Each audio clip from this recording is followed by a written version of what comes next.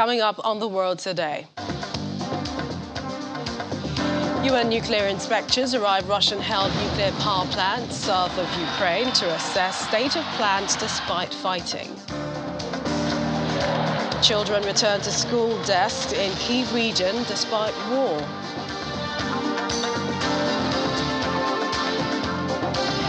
Sri Lanka gains IMF's provisional agreement for $2.9 billion loan.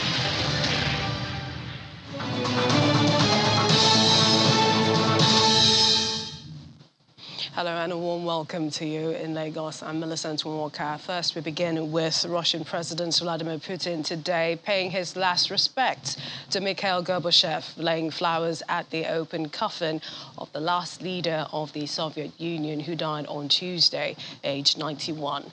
Kremlin spokesman Dmitry Peskov told reporters that Putin will not attend the funeral ceremony for Gorbachev on Saturday, September the 3rd, due to the schedule constraints. Mr. Peskov added that Gorbachev's funeral would have elements of a state funeral, including a guard of honor, and that the Russian state was helping with the organization of the event. And to mainstream Russia's invasion of Ukraine, despite reports of intense shellings, the International Atomic Energy Agency mission is concerned about the Russian-held nuclear power plant, which sits in the Ukrainian city of Zaporizhzhia. The team arrived at the atomic plant today to assess the risk of disaster. Here's more in this report. A team of UN experts arrive at Ukraine's Zaporizhzhia atomic plant complex today to assess the risk of a radiation disaster after being delayed several hours by shelling near the site. Conditions at the nuclear plant, Europe's largest, have been unraveling for weeks, with Moscow and Kyiv regularly trading blame for shelling in the vicinity and fueling fears of a Chernobyl-style radiation disaster. The IAEA team arrive in a large convoy with a heavy presence of Russian soldiers nearby. A Ukrainian source with knowledge of the situation says the mission may turn out to be shorter than was planned. IAEA Chief Rafael Grossi says the mission was aware of the high risk the increased military activity in the area between Ukrainian and Russian defense lines posed, but was pressing ahead with its plan to visit the facility and meet its staff. We are moving. We are aware of the current situation. There has been increased military activity, including this morning. Until very recently, a few minutes ago, I have been briefed by the Ukrainian regional military commander here about that and the inherent risks. But weighing the pros and cons, and having come so far, we are not stopping. We are moving now. We know that there is an area, as you know, the so-called gray zone, where the last line of the Ukrainian defense comes, and before the first line of the Russian occupying forces begin, where the risks are significant. At the same time, we consider that we have the minimum conditions to move, accepting that the risks are very, very high. Still, myself and the team, we believe that we can proceed with this. We have a very important mission to accomplish. As you know, we are going to start immediately an assessment of the security and the safety situation at the plant as it is right now. We are going to be liaising and consulting with the staff at the facility. And I am going to consider the possibility of establishing a continued presence of the IAEA at the plant, which we believe it's indispensable to stabilize the situation and to get regular, reliable, impartial, neutral updates of what the situation is there. So wish us luck. We are moving now. Thank you for your interest. It's very important that the world knows what's happening here. Thank you very much. Ukraine's energy minister, German Galushenko, says the IAEA mission to the Russian-held Zaporizhzhia nuclear plant was a step towards deoccupying and demilitarizing the site. Speaking in the Ukrainian-controlled city of Zaporizhzhia, only 55 kilometers away from the plant, Galushenko says it was crucial for the mission headed by Rafael Grossi to be allowed to speak to staff at the site. That is really very important. Also, very important goal is from our views is that the mission could speak to the personnel, to the staff, could get the real information, not Russian information, but get the real information what is inside. First of all, but what is really very important that we need to check the situation on the NPP, because we have now the soldiers there, we have the heavy vehicles there, so we need to check what is really from the point of view of nuclear safety and security. That's the first goal. Russia and Ukraine earlier accused each other of trying to sabotage the mission of the International Atomic Energy Agency to the plant in southern central Ukraine, which is controlled by Russian forces but operated by Ukrainian staff. The IAEA inspectors, armored land cruisers with UN markings on their sides, had been held at the first checkpoint outside the city following the shelling reports. Meanwhile, Russia's Foreign Minister Sergei Lavrov has said that Russia was doing everything to ensure that Ukraine does Zaporizhzhia's nuclear plant could operate safely, and for visiting inspectors from the International Atomic Energy Agency to be able to complete their tasks. He was speaking at an event in Moscow. The Zaporizhzhia nuclear plant was captured by Russian forces in March. It remains near the front lines. Or elsewhere, let's take a look at video footage which was released today showing a large explosion in Ukraine's southern town of Enahoda, about 5.5 kilometers from the reactors of the Zaporizhzhia region's nuclear power plant. Local news verified the location of the video from the buildings and structures as matched in far imagery, but was unable to independently verify the date that it was shot. The footage comes as a team of UN experts planned a safety inspection to the nuclear power plant. Well, elsewhere, the Ukrainian military has said that it launched a long-awaited counter-offensive to take back territory from Russian forces in its south. Bolstered by weaponry supplied by the West, Moscow acknowledged the offensive by Ukraine near the city of Kherson, but also said it had failed and that Ukrainians had suffered significant casualties. Meanwhile, Russian shells bombarded the southern port city of Mykolaiv. The city's mayor said that homes had been hit and at least 2 people killed.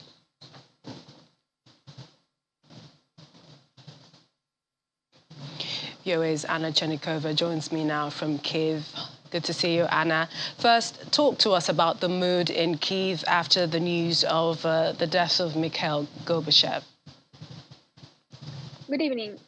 Well, to be honest, it's quite, quite neutral in Ukraine. I mean, it was no that much attention to this event, to this, to this happening. I mean, for a lot of Ukrainians, especially the generations that was already born when USSR collapsed, this personality was, so of course everyone knows about him, but it was something like, well, people didn't really follow his life, and people, some young people even, were not sure if he's still alive or not. But for people who actually who were living in the USSR and remember these times, of course, for them, I mean, I cannot say that it's much more difference. I mean, it's kind of indifferent. So he died, but of course, for people, it's something like, a little symbolism probably that the final person who actually was ahead of the USSR, well, died and is not alive anymore. And of course, for Ukrainians who remember the time of Chernobyl tragedy, this person would probably always be in their memory as a person who heeded this event from people and who didn't, make anything to make people safe and safer at least. And this person actually made people go to outside on the on the celebrations on the 1st of May, when the radiation was very high and he was pretty much under danger. So it was a controversial personality for Ukraine, especially. But a lot of people also who remember that times, they say that he was the one who made it, faster that USSR collapsed, even though he didn't probably plan it, but his actions actually led to this collapse, made this collapse faster. So this is basically what I can, tell from hearing from what people say. But in general, it's kind of, it's not that big deal in Ukraine, this event. And Anna, let's talk about South Ukraine, Zaporizhzhia. UN inspectors are visiting, yet we understand that shelling, or is it fighting, is still ongoing. Are both sides still accusing each other of the shelling? All eyes today actually are on the Zaporizhzhia nuclear power plant and on the International Atomic Energy Agency mission. We know and we hear from the intelligence, from the Ukrainian intelligence in particular, that since 5 o'clock in the morning today, the city of Enerhodar was actually under a very heavy fighting, very heavy shelling, and also the Zaporizhzhia region in general. And Zaporizhzhia city in particular, because this region is pretty much under very heavy shelling for quite a long time now. And of course, today, when mission was on their way to the nuclear power plant, it was even it was, of course, more important in terms of the fact that actually the mission was also under a risk, because and we hear information that Russian forces were shelling the Enerhodar city itself because of the direction of the shelling.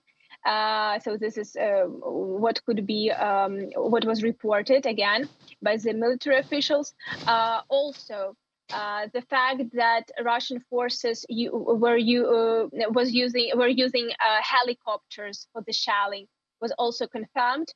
The mission left Zaporizhzhia today, and they were on their way to the nuclear power plant. They had to stop at the Ukrainian control checkpoint, which is 20 kilometers away from the nuclear power plant, due to the shelling. So they were waiting for the shelling to stop because it was too risky to continue their trip. And after some time, they managed to actually get to the plant. So this is what we were hearing since the very early in the morning. And then finally, when mission arrived, it was some couple of hours of waiting. And now we know that the head of the delegation, the agency's chief, has already left the plant with most of the colleagues, of the representatives of the mission, of the members of the mission. We know that five representatives of the mission remain at the Zaporizhzhia power plant, and they are planning to stay there until the 3rd of September. They will continue to do certain works on the site. We don't know for the moment details on what is the status of the power plant, what is the condition of the reactors, and what is going on inside. And we don't know what exactly the mission is going to do there. But hopefully we will get some more details from the agency's chief, Mr. Grossi, soon. Or at least this is what everyone is waiting for. Also, Mr. Grossi said that a lot of work has been done in the couple of hours of their presence at the site, and he said that some key aspects that he wanted to see, he saw. So again, we're waiting for more details from him. And, a lot of people hope that, the shelling doesn't continue, and so that they can do their work in some sort of peace in that area. But talk to us about Ukrainian forces claiming the military strike in 3 areas of the Russian-occupied region of Kherson. They're saying after Kyiv launched a new push to retake the territory in its south. How much do we know of the successes there?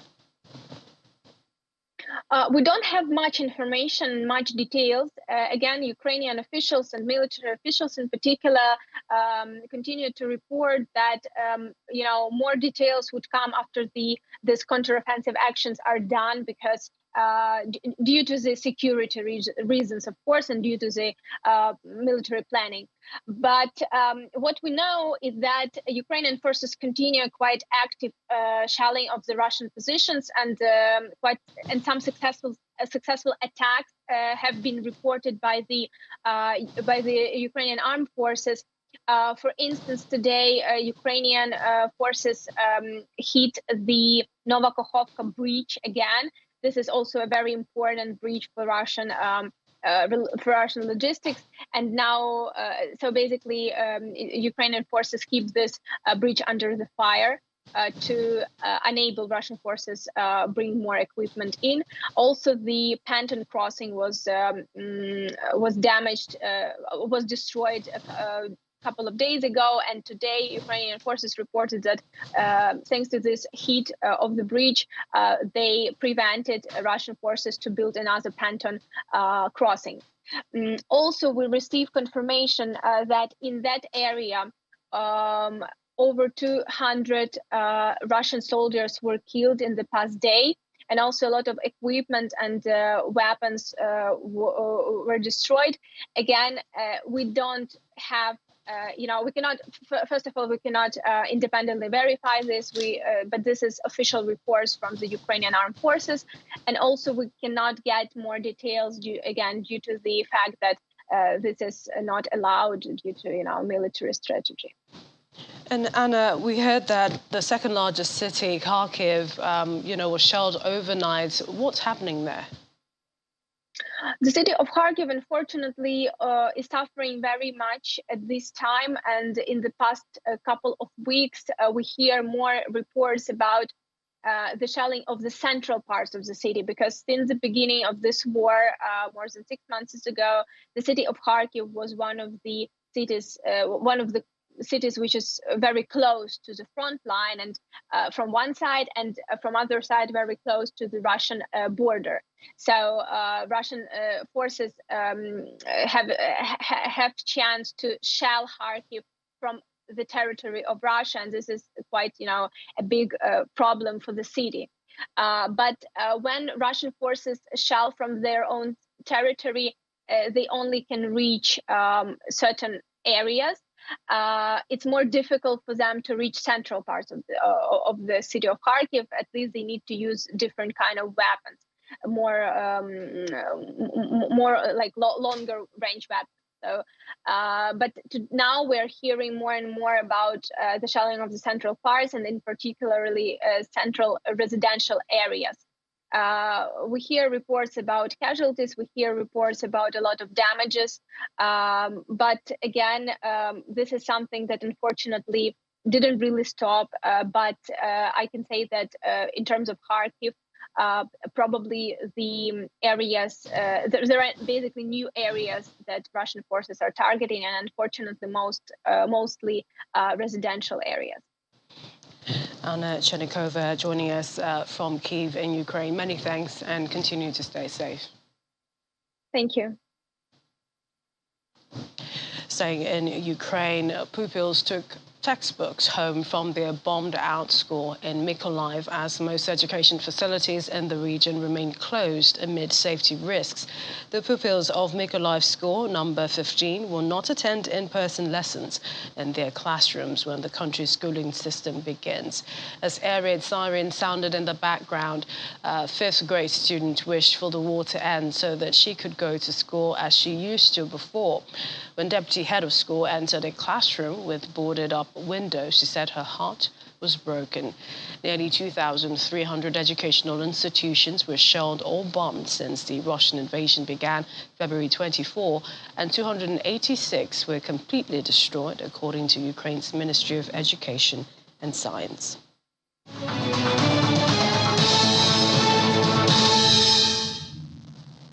Still ahead on the program.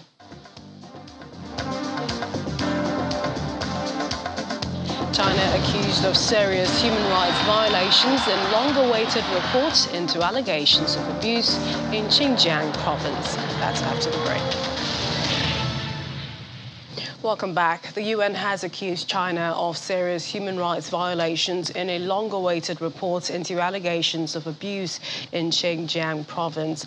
China had urged the UN not to release the report, with Beijing calling it a farce arranged by Western powers. The report assesses claims of abuse against Uyghur Muslims and other ethnic minorities, which China denies. But investigators said they found credible evidence of torture, possibly amounting to crimes against humanity.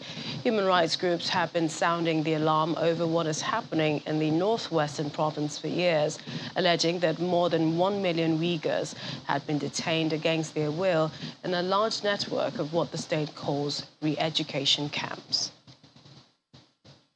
The fact that this particular High Commissioner is releasing that report, I think, testifies to the importance of the findings and to the fact that China or other actors cannot accuse that report of being biased. Of course, they will accuse it of having biases, of being the product of Western influence. But I think it's going to be much more difficult for China to hold that line.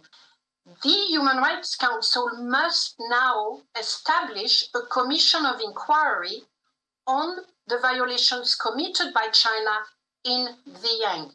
That commission of inquiry should either go there or do investigation on the side, and that commission of inquiry will be mandated or should be mandated to look for accountability. In other words, now that we know there are really terrible violations being committed, we need repairs, we need justice, we need to fight against impunity. That's what the member state of the United Nations must do by establishing a commission of inquiry. We have the fact, now we need justice. Meanwhile, the European Commission has strongly condemned the human rights violations in the UN report that China may have committed crimes against humanity in its Xinjiang region. A spokesperson for EU Foreign Policy Chief Josep Borrell said the 27-member bloc was in the process of assessing the content of the report and would issue a reaction in due time. The report, released yesterday, minutes before Bachelet's 4-year term ended, says rights violations have been committed in the province in the context of the government's application of counter-terrorism and counter-extremism strategies. Hello. The EU welcomes the release of the assessment of human rights concerns in China's Xinjiang Uyghur Autonomous Region of the Office of the United Nations High Commissioner for Human Rights. We are currently assessing the content of the report, and we will be issuing a reaction in due time. The EU strongly condemns human rights violations in Xinjiang and other parts of China, in particular the persecution of the Uyghurs and other persons belonging to national or religious and ethnic minorities. The EU has been raising the Xinjiang issue with the Chinese authorities for years in specific fora, including the EU. Well, we have more on the UN report a little later. Over to Britain, where veteran US Senator Bernie Sanders joined striking British workers at a trade union rally in London, saying workers need to stand together to fight back at what he called corporate greed and billionaires amassing more wealth. The event was hosted by the RMT union, which has been at the heart of strikes that have crippled Britain's transport network in recent months, as workers demand better pay and conditions to counter the impact of soaring energy price-driven inflation. British workers across a wide range of industries, from refuse collectors to court barristers to postal workers, have decided to strike this summer as double-digit inflation surges ahead of wage increases. No one can tell me from a moral perspective, or in fact from an economic perspective, that it makes any sense at all that so few have so much and so many have so little. The 1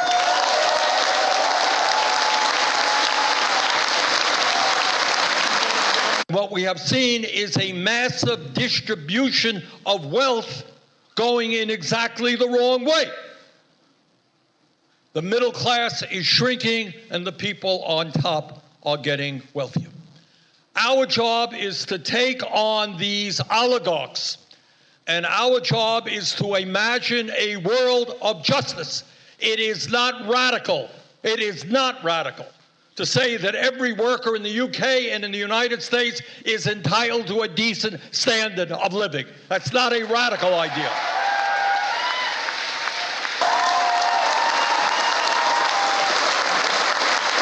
We are living at a time when we are seeing increased pain and suffering for working families, and certainly this inflation that you and we are going through is making a bad situation worse. Our job right now internationally is to stand together. Our job right now is to bring people all over the world together, to make it clear to the oligarchs that their day and their power is ending. We'll have more on the British economy shortly, but let's talk about the latest UN report indicting China for allegations of abuse in Xinjiang province. Joining us is international affairs analyst and lawyer Curtis Adigba. Thank you for joining us on the program. I mean, the latest reports, and this is accusing China of rights abuses, serious human rights violations. What do you think is the importance of these findings? Well, I think it's important to the extent that it does shine the light on the egregious human rights violation that is going on in China. Beyond that, I don't see so much that the United Nations can do. You know, as you understand, the United Nations is such a body that there are some 5 super guys who have all the powers. And whatever is not favorable to any one of them can be blocked. But so long as they can continue to shine the light on these human rights violations and abuses, I think it is significant. So does this exactly mean that the UN has now officially recognized that horrific crimes are being committed in that province? Yeah, I think that's the situation right now. Not only the UN, also the United States have been talking about the human rights violations of these people by China. And of course, as you understand, China has always come out to say it's an attempt to rein in extremism. But they have not shown any evidence of extremism on the part of this same group of people, other than the fact that they are threatened by their mere existence, and that is worrisome. So how do they prove their innocence, which they persistently maintain? Well, you know, they lived all over the world. If you recall that they moved from different parts of the world, from Canada, from Ukraine, from Turkmenistan, from all over the world, into, first of all, Europe, and then they find their way into China, to the Xinjiang province part of the country. So they have no history of extremism, but China says, China has a policy of course unification, which is that every religion in China must be rooted in the Chinese culture, and that they believe that Islam is not part of such a religion. And so there's the need to contain these people. So it goes beyond just the charge of extremism on their part, because there's no evidence of extremism on their part, as a matter of fact. All right, let's now come to the US, because there was another report by the UN saying that there is staggering discrimination facing racial and ethnic minorities in the United States. Were you surprised? No, I'm not surprised at all. You know, in 2008, when Barack Obama was elected president, we thought we had made some progress as far as racial divide and reconciliation is concerned. But then with the coming of Trump, you know, it completely eroded every gain that was made under the Obama government. And it's so bad now that right now in the US, the data show that only last year, 200 Black people were killed by policemen in the US. Okay, there's also the statistic that shows University of Pennsylvania that blacks who are involved in drug trafficking or drug abuses or whatever it is just constitute 13% of the population, but 37% of them are likely to be arrested, 50% likely to be jailed, and globally in the United States, 74% of black people are in jail. This for crimes that the white man will walk away untouched. The U.S. has somewhat admitted to such shortcomings, but do you think that concrete action is being taken? Do you see them applying this action in the future on issues of abuse of power, excessive law enforcement, use of force against racial and ethnic minorities and others? Well, the issue of acknowledgement has always been on the front burner. I mean, we are laws like the Civil Rights Act of 1964, 1965 were attempts, to deal with this situation. We also had some several amendments to the Constitution that targeted racial profiling, trying to prevent people of color from voting, and except that they could have they show evidence of tax payment, they show that they have houses, and that they have jobs and all that. Several laws have come into play, like the Civil Rights Act of 1964, like I said. But what we have seen consistently is the resistance from a small group of people. They are a minority among the white people, the far right, as they call them, the white supremacists and all that. And when you find them within the police force, you always find this kind of problem, the racial profiling. Take the case of Joe Arpaio in Arizona, who had to go to jail as a result of racial profiling. In fact, the Justice Department had to take him to court and got him convicted. Now, you also understand that in the U.S. in the last few years, black people are likely to be more significantly, killed than white people, given the same kind of crime. Look at the case of Breonna Taylor, the 26-year-old girl in Louisville, Kentucky. That 6 policemen busted into her house and shot her to death. Look at George Floyd, that Derek Chauvin sat on his neck for 9 good minutes. Look at the case of Michael Brown, this 18-year-old boy, Ferguson, Missouri. Look at the case of Eric Garner. Nameless. Only last year alone, 200 black people died in the hands of white policemen. So it is a problem, and there has been consistent attempts by different agencies of government and groups in America to find solutions. The ACLU, for instance, which is the American Civil Liberties Union, has filed lawsuits across all the states trying to find solutions. You hear President Joe Biden, taking steps to send a clear message with the appointment of General Austin Lloyd as the first person of color to hold that position. And then Linda Thomas to the United Nations, coming shortly after Dr. Susan Rice. So there have been attempts, and there will continue to be attempts. But the question is, how far are they going? And that is the issue. Blacks are still being killed as we speak for offenses that white people will not be killed.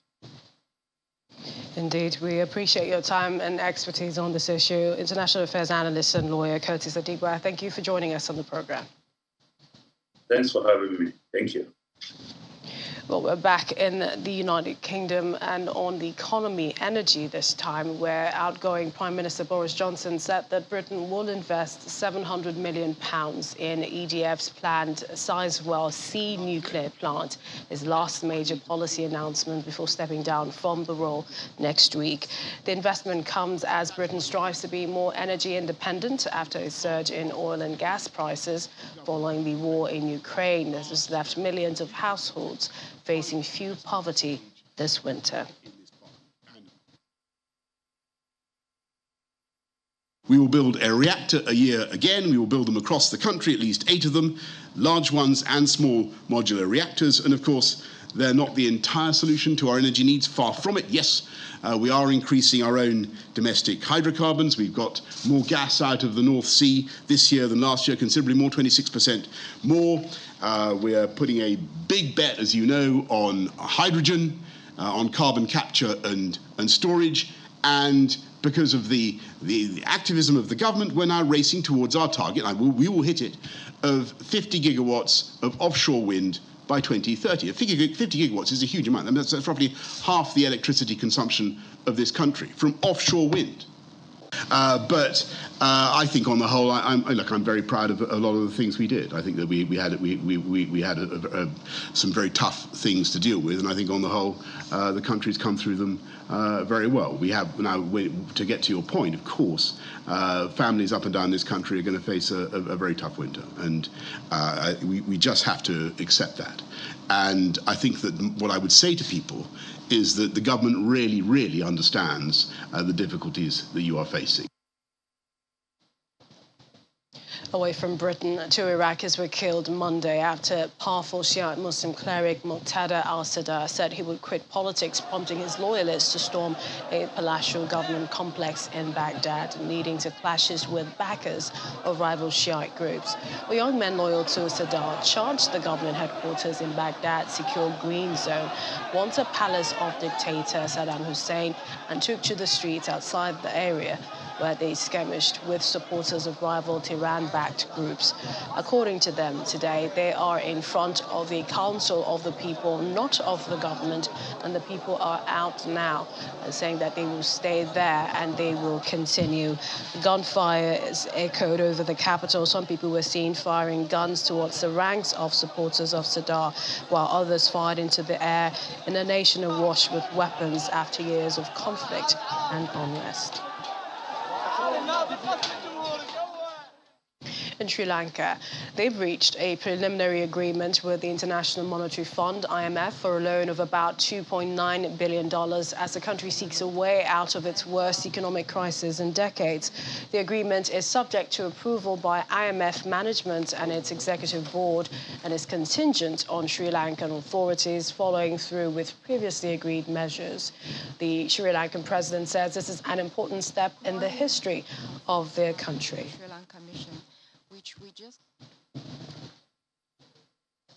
It's also another win for Zambia with the IMF, as it gave approval for a $1.3 billion 38-month loan program, a crucial step in the Southern African country's quest to restructure its debts and rebuild an economy ravaged by mismanagement and COVID-19. The IMF said in a statement that the new extended credit facility arrangement would provide total funding of $978.2 million special drawing rights, about $1.3 billion at the current exchange rates, equivalent to 100% of Zambia's fund quota or shareholding. Approval by the IMF's executive board will unlock an immediate disbursement of about $185 million. The fund said Zambia's creditors, led by China and France, pledged in late July to negotiate a restructuring of the country's debts, a move that IMF Managing Director had welcomed as clearing the way for the new fund program. And a global mechanism is long overdue to compensate the loss and damage suffered by vulnerable developing nations in the climate crisis, and for rich industrial countries that have historically had the most to do with causing the crisis to take their responsibility. Pakistan's permanent representative to the United Nations, Munir Akram, in an interview spoke of the devastating floods triggered by heavy monsoon rains since mid-June in Pakistan, which have killed over 1,100 lives, caused widespread displacement of people and the destruction of crops and infrastructure.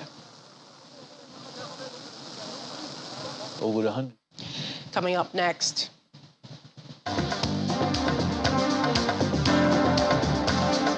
Former Prime Minister Silvio Berlusconi takes to TikTok to court Italian youth vote. That's ahead. Do stay with us.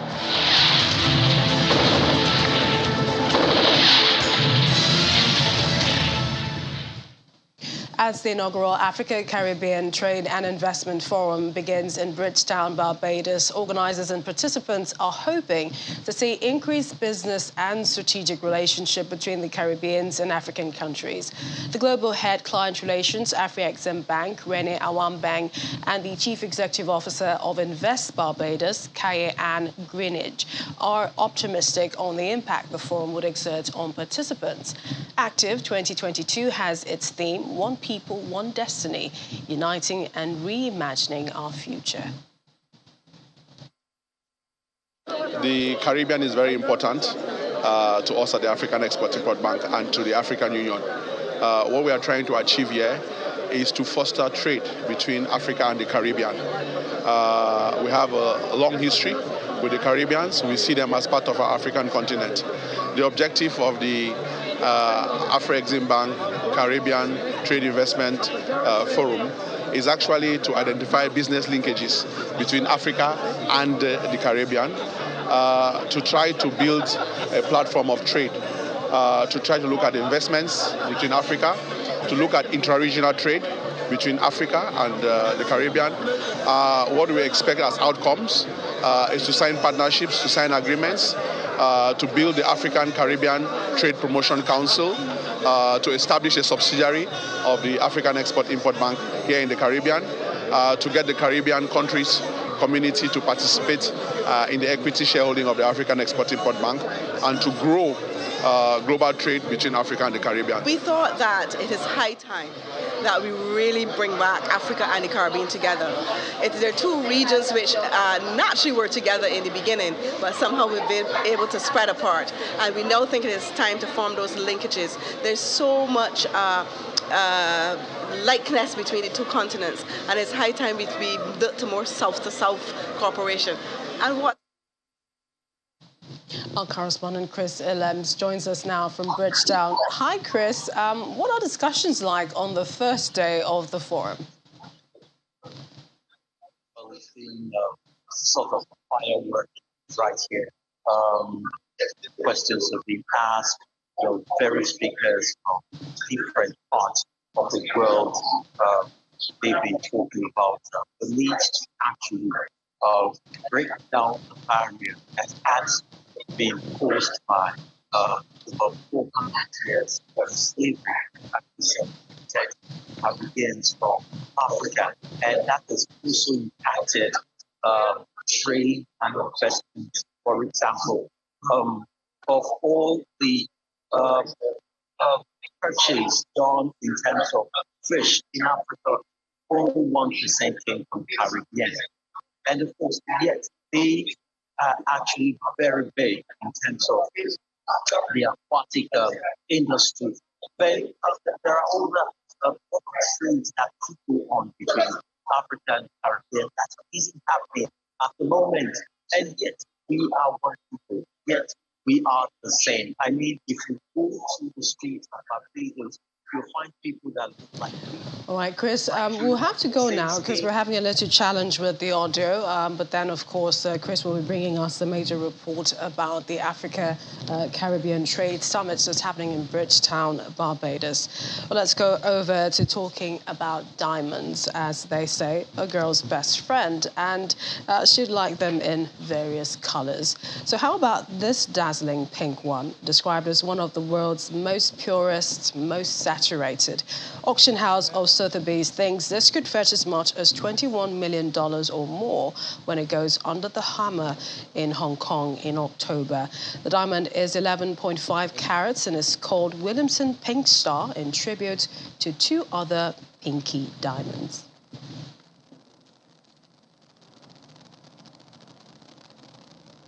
They are exceptionally rare in nature. If you look at diamonds, we all know diamonds as being beautiful, wonderful, natural beauties. On diamonds, only 5% of them are coloured diamonds. Of coloured diamonds, only 3% of those are pink. You then add in the extra factors like it being over 10 carats, internally flawless, and type 2A, and you get right down to the pinnacle, something that is truly, truly phenomenally rare in nature. The only other example that has come to auction we know of is the CTF Pink Star, which was sold by Sotheby's in 2017 for a world record price for any gemstone, jewel, or diamond at auction. It's one of those fascinating questions. We don't actually know. We do know it's called plastic deformation, and that's the structure of the atomic structure of the diamond being deformed in some sort of way. But what actually causes pink is still unknown. One of those fascinating mysteries of nature. It's been named the William Pink Star, which is a wonderful tribute to two other really famous diamonds that are very similar. So the Williamson Pink is worn by the Queen in a beautiful Cartier brooch that she has. It was given to her in 1947 and came from the Williamson mine in Tanzania. This is also from the Williamson mine in Tanzania, so there's a wonderful link on that side. The other link is to the CTF Pink Star, which we sold, which is the only other internally flawless vivid pink over 10 carats that's been sold at auction. So it's a wonderful tie-in there, and hence the name, the Williamson Pink Star, giving tribute to both of those diamonds. Do il benvenuto sul mio canale ufficiale di TikTok. Su questa piattaforma. Politicians in Italy are using whatever means necessary to ramp up support before elections later this month. So how about a little TikTok at least? That's where you find former Prime Minister Silvio Berlusconi, who joined the social media site to court younger voters. His short video began with a cheery, "Hi guys, here I am," sitting behind a desk in his trademark blue blazer and tie. Hi guys, here I am. Very typical of an 85-year-old saying hello. Well, wish him all the best. That's our program this evening. Thank you for watching. I'm Melissa Walker.